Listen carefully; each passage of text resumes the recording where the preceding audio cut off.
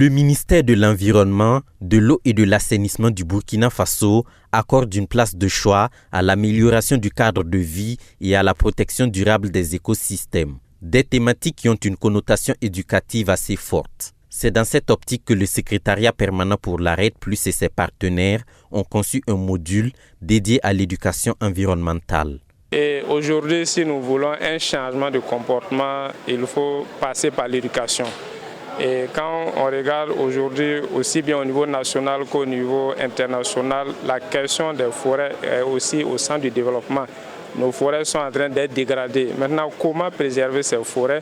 Nous avons pensé que c'est à travers l'éducation environnementale que nous pouvons changer le comportement des individus, que nous pouvons établir de nouveaux rapports entre l'individu et la forêt. Donc nous pensons qu'à partir des enfants, à partir des adolescents, nous pouvons changer ces comportements et avoir maintenant une préservation de nos ressources forestières de façon particulière. Face à la dégradation accélérée des ressources naturelles, le changement des comportements individuels et collectifs est fortement encouragé par le gouvernement du Burkina Faso. Pour une meilleure diffusion du message auprès des scolaires, le module a été structuré de sorte à faciliter leur compréhension.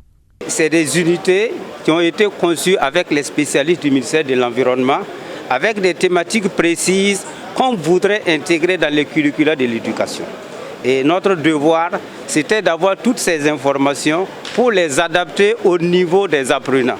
Et comme ça couvre le préscolaire jusqu'au secondaire, en fonction des niveaux, nous adaptons les contenus. Dans ce sens, la dégradation des forêts et des sols, le changement climatique, la gestion des déchets sont des thématiques abordées dans le module d'éducation environnementale élaboré par le secrétariat permanent pour la REDD+ et ses partenaires. Il y a beaucoup de thématiques qui sont développées dedans. Il y a le changement climatique, il y a aussi la lutte contre la dégradation des forêts, des terres, des sols et autres. Voilà, également, garder son cadre de vie propre, c'est-à-dire l'éco-citoyenneté aussi est développée dedans. Et la gestion des déchets. Voilà, vraiment, c'est toutes ces notions ou encore ces thématiques environnementales-là, voilà, relatives vraiment aux enjeux environnementaux également, voilà, qui ont été développés et ça a été vraiment rendu digeste pour qu'on puisse vraiment l'exploiter facilement, non seulement au préscolaire, au primaire, mais aussi au secondaire. L'élaboration des supports éducatifs sur l'environnement a bénéficié de l'appui de la Banque mondiale, du projet de gestion durable des paysages communaux pour la REDD+, PGPC REDD+, de la Direction générale de la préservation de l'environnement ainsi que des ministères en charge de l'éducation de base et de l'enseignement secondaire. Dans cette perspective, plusieurs enseignants ont été formés afin de procéder à l'expérimentation du module sur le terrain. Dans le cadre de l'expérimentation de ce module, plus de 200 enseignants venant de 3 zones phytogéographiques représentées par les régions du Sahel, du centre et des hauts bassins ont été formés à l'utilisation de ces documents élaborés.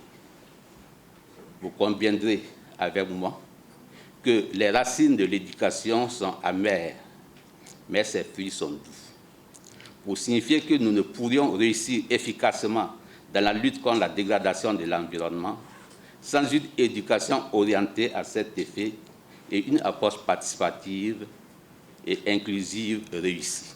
Le module d'éducation environnementale et ses guides d'utilisation ayant été élaborés et validés par les parties prenantes, une cérémonie officielle a été organisée le 8 mai 2025 pour procéder à leur remise aux structures en charge de l'éducation. Un geste salué par les différents acteurs qui voient en ces instruments des outils pertinents pour renforcer les pratiques d'éducation environnementale dans le système éducatif. Nous avons travaillé depuis à concevoir le module, à concevoir les guides. Alors, on ne peut pas avoir un résultat sans les guides à notre disposition. Et je pense que c'est déjà un premier pas. Et nous attendons toujours, en tout cas, tout ce qui est faisable de la part de l'autorité et qu'il puisse nous accompagner. Ce module va améliorer la perception des enseignants et même des apprenants sur la forêt. Nous avions parcouru nos curricula pour déjà identifier les points d'insertion de ce module. Ce travail a été fait.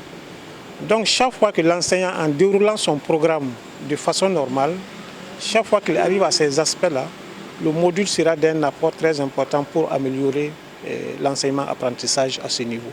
Dans l'optique d'obtenir des résultats impactants et durables, il est prévu d'intégrer les thématiques développées dans ce module au curricula du préscolaire, du primaire et du secondaire. Cette démarche vise à sensibiliser les jeunes générations à l'importance de la préservation de leur cadre de vie en les incitant à adopter des comportements éco-citoyens dès le plus jeune âge.